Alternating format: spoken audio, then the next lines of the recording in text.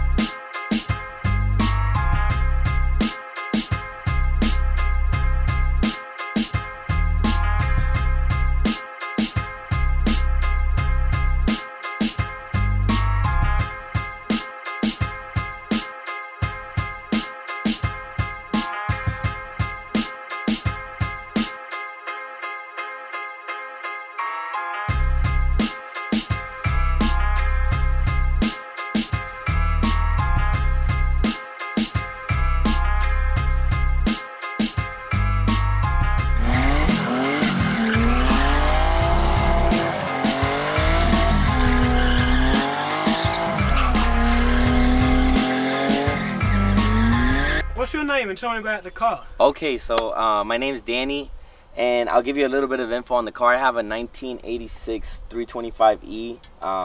It's a pretty big project. It's a pretty big build. The car has been swapped with an S50 off of about a 95 E36 M3.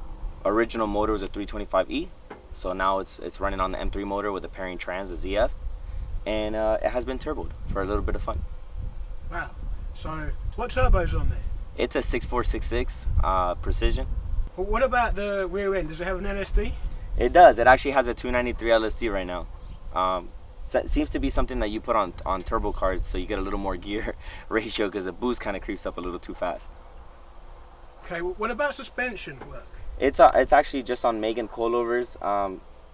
Nothing too crazy. Just the Meghans will do the work. Okay. Any like upgraded control arms or anything like that? No. Honestly, I think E30s were built pretty well to take the power that we're gonna see today.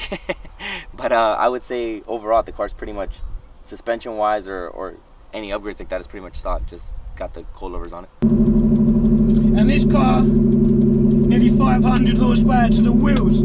That's right, 500 to the wheels. Oh, and we haven't installed it this time. 500 to the wheels. And this is a light car, an E30. Well, I'm going to do a second gear pull for you right now, so hold on tight.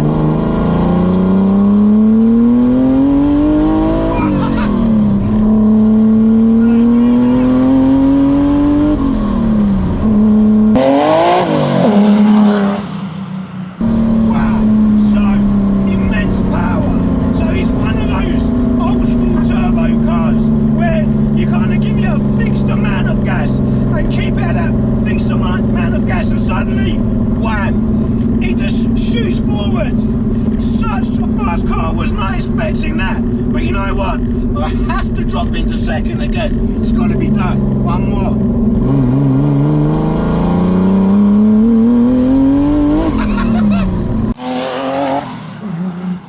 This thing is insane. Again, third gear.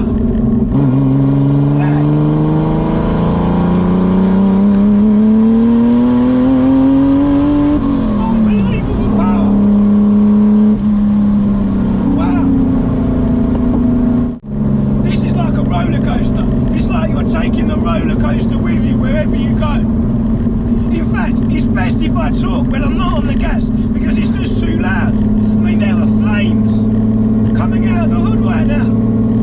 What is that exhaust doing sticking out of the turbo light? I like the firework atmosphere. I like the flames coming out, and I enjoy some E85 right in my face.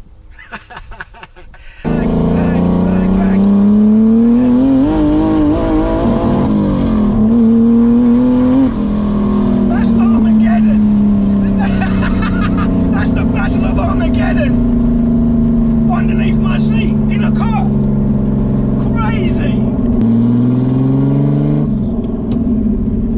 And it still pulls cleanly.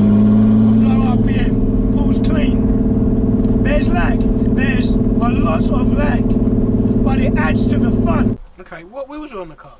Oh, they're actually rotiforms, wrapped on Federals. 255s in the rear, 215s in the front, and then that's about it. Okay, what about ECU? I'm currently running a Link, tuned by Jacob, which is a friend of ours, and that's what the car's running right now. Nice. And what about fuel? Oh, for fuel management, it's actually on E85 right now. And the thing is, there's a lot of power, but if you're careful with how much gas you give it, it actually hooks, it actually sticks. The tyres are Federal RSRs, 255 in width, 255 section, but man, this thing doesn't need 255s, and it needs 305s.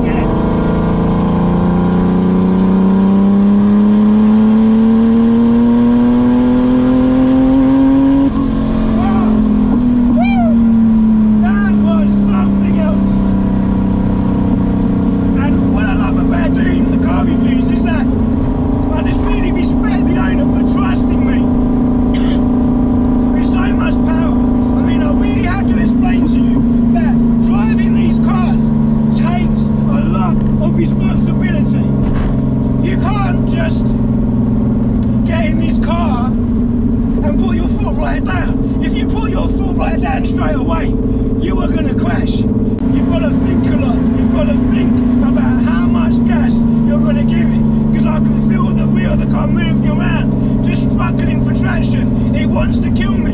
It wants to eat me alive. One thing I've got to say is these E30s are so light. It feels like I'm driving a go-kart. Just I can steer with like the tips of my fingers, and it goes. The steering is great. It's like something I've never experienced before. This thing is a beast. Do you do any kind of like competition drifting or stuff? So I personally myself, kind of what I do is I work around E30s a lot. You know, fixing them, buying them. You'll see my page.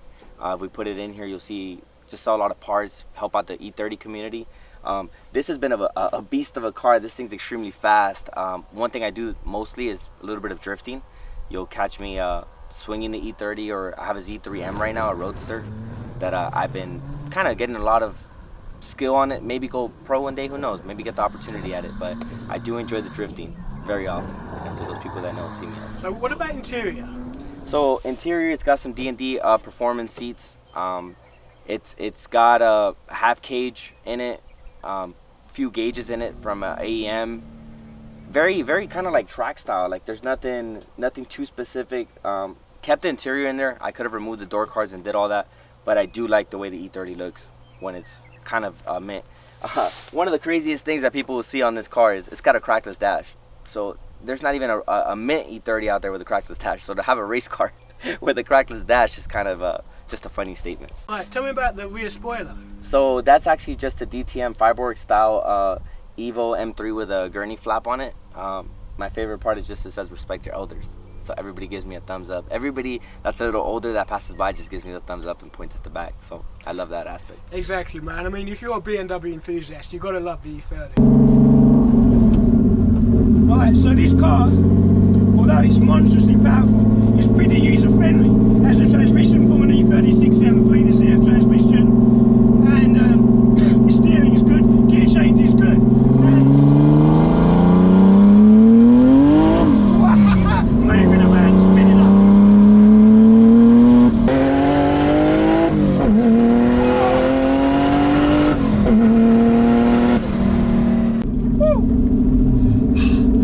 What a rush of adrenaline. My heartbeat is It's probably at about 140 right now. Not going to talk about blood pressure because that is too high. Whew, I need to calm down. Right, here we go again. Another pull. First gear. Second gear. Third gear.